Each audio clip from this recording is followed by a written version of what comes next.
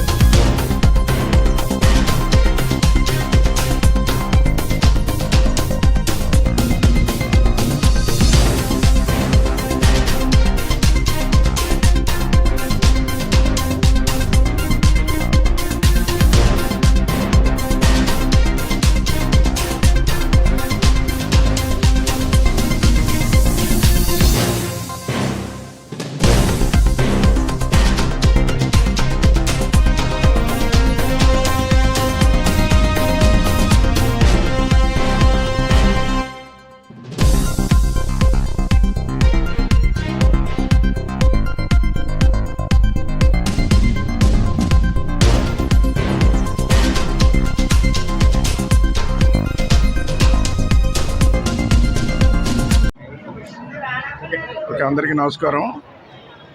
చాలా సంతోషం. ఈ రోజున మన కాకినాడ నగరంలో మొన్న జరిగినటువంటి నూకాలమ్మ అమ్మవారి జాతరల విషయంలో టూ టౌన్ ఏదైతే నూకాలమ్మ అమ్మవారు ఉన్నారో తెలుసు మీ అందరికీ. ఈ అమ్మవారు చాలా ప్రతిష్టాత్మకమైన అమ్మవారు.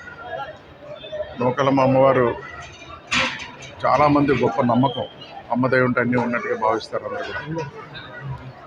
ఆ విధంగా మనకి ఉన్నటువంటి పెద్ద మార్కెట్ నూకాలమ్మ గుడి కానీ, అదేవిధంగా ఏదైతే డైరీ ఫార్మ్ సెంటర్ ఉన్నట్టు నూకాలమ్మ అమ్మవారు కానీ, మూడు కూడా చాలా బాగా కార్యక్రమాలు నిర్వర్తించారు. మీరు కూడా చూశారు. ఎప్పుడూ లేని విధంగా భక్తులకు ఎటువంటి అసౌకర్యం కలగకుండా వాళ్ళకి కావాల్సినట్టు అన్ని ఏర్పాట్లు చేసి ముందుకు తీసుకెళ్ళడం జరిగింది. చాలా బాగా జాతరలు జరిగినాయి. పెద్ద ఎత్తున భక్తులు వచ్చారు. వాళ్ళు టూ టౌన్ చూసుకున్నట్టయితే ఇక్కడ మనం ఉత్సవ కమిటీ చైర్మన్గా తలాంటి నాని గారిని ఇంకా సభ్యులందరూ పెట్టాం. వాళ్ళు కూడా ఫస్ట్ చెప్పాం, ఇన్స్ట్రక్షన్స్ ఇచ్చి బాగా చూడాలని చెప్పి ఈవో గారు అందరికీ మీటింగ్ చెప్తే నేను అనుకున్న దానికన్నా బాగా చేశారు. భక్తులు కూడా చాలా సంతోషించారు. ఈరోజు అన్నదాన కార్యక్రమం కూడా చూడు ప్రసాదం పెట్టారు. అమ్మవారికి ప్రీతి అయినటువంటి వంటలు ఏదైతే ఉన్నాయో అన్నీ కూడా ఈరోజు నాన్ వెజిటేరియన్తో అమ్మవారికి ఏదైతే ఆవిడ భుజిస్తుందో అవన్నీ కూడా ఈరోజు స్వీకరిస్తారో అన్నీ కూడా ఈరోజు పెట్టడం జరిగింది. భక్తులు కూడా చాలా సంతోషంగా ఉన్నారు, ఆనందంగా ఉన్నారు, చూస్తాం. అయితే ఈ రోజున ఇదే కాదు, ఈ రాష్ట్రంలో కూటమి ప్రభుత్వం వచ్చిన తర్వాత అన్ని హిందూ దేవాలయాలన్నీ కూడా ఎంతో అభివృద్ధి పథకాల ముందుకు తీసుకెళ్ళడం జరుగుతుంది.